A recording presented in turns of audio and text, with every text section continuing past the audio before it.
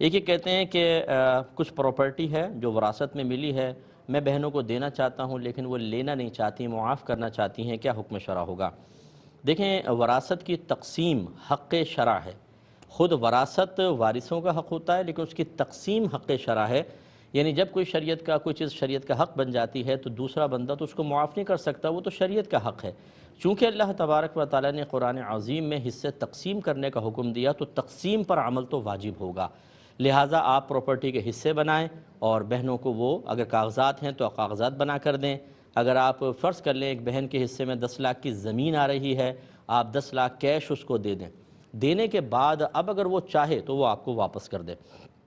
ہمارا مشاہدہ یہی ہے کہ جب تک چیز دور ہوتی ہے تو معافی کا اعلان ہوتا ہے۔ آپ 10 لاکھ روپے سامنے رکھیں بہن کے اور پھر یہ کہیں کہ اب یہ اٹھا کر مجھے واپس دے دو، تو انشاءاللہ اس میں سے ہو سکتا ہے 5 لاکھ روپے میری ضرورت ہے، 5 لاکھ آپ لے لیں۔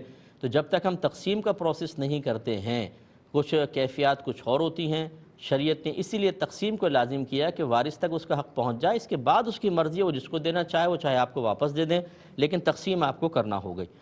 ایک یہ کہتی ہیں کہ والد صاحب زمین اپنی زندگی میں تمام بیٹوں کے نام کر گئے، بیٹیوں کو کچھ بھی نہیں دیا۔ ہاں 3-4 گھر تھے وراثت میں، وہ وراثت میں چھوڑ دیے کیونکہ اس میں یعنی گویا کہ بیٹوں کا حق بھی ہوگا اور بیٹیوں کا بھی ہوگا، کیا حکم شرع ہے؟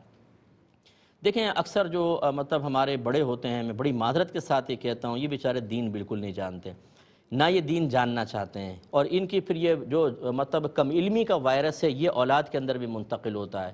ان کی جو بے عملیاں ہیں، اپنے خود ساختہ بنائے ہوئے رولز ہیں، قوانین ہیں جو بالکل بعض اوقات خلاف شرع ہوتے ہیں، وہ وائرس نیچے منتقل ہوتا ہے، بچے بھی اس پہ عمل پیرا ہوتے رہتے ہیں۔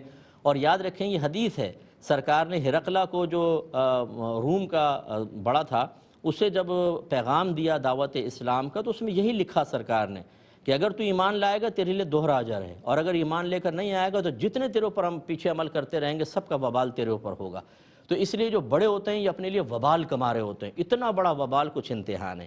اب تحفتاً بیٹوں کو سب کچھ دے دینا، بیٹیوں کو محروم کرنا، یہ گناہ کی صورت ہوئی۔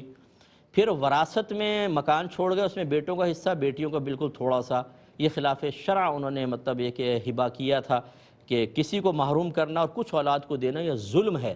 ایک صحابی نے ایسی کوشش کی اور آ کے مسئلہ پوچھ رہے تھے وہ تو، یا رسول اللہ یہ میں ایسا کر لوں؟ یعنی اپنے ایک بیٹے کو وہ غلام دے رہے تھے اور باقی بیٹوں کو نہیں دے رہے تھے۔ سرکار نے پوچھا کہ جو تم اپنے بیٹے کو غلام دے رہے ہو باقی اولاد کو بھی دے رہے ہو؟ کہا کہ نہیں۔ فرمایا پھر ظلم پر مجھے گواہ نہ بناؤ، اس کا مطلب ہے تم گناہ کر رہے ہو۔ یہ گناہ ہے کہ اولاد کو بعض کو دے دینا بعض کو نہیں۔ اگر بیٹیاں سسرال چلی گئیں تو کیا مطلب انہیں کچھ بھی نہ دیا جائے، ان کی ذمہ داری وہاں ڈال کے بیٹوں کو سب کچھ دیا جائے، جبکہ بیٹے کمانے پر قادر ہیں، بیٹوں کے پاس پہلی پراپرٹی ہے، بیٹوں کے پاس پہلی کاروبار چل رہا ہے، لیکن بچیوں کو انتہائی حقیر معمولی سمجھ کر اور دولت کی محبت اتنی ہماری قلوب کے اندر رچ بس گئی ہوتی ہے کہ بیٹی کو دیں گے ایسا نہ ہو سسرال والے لے لیں۔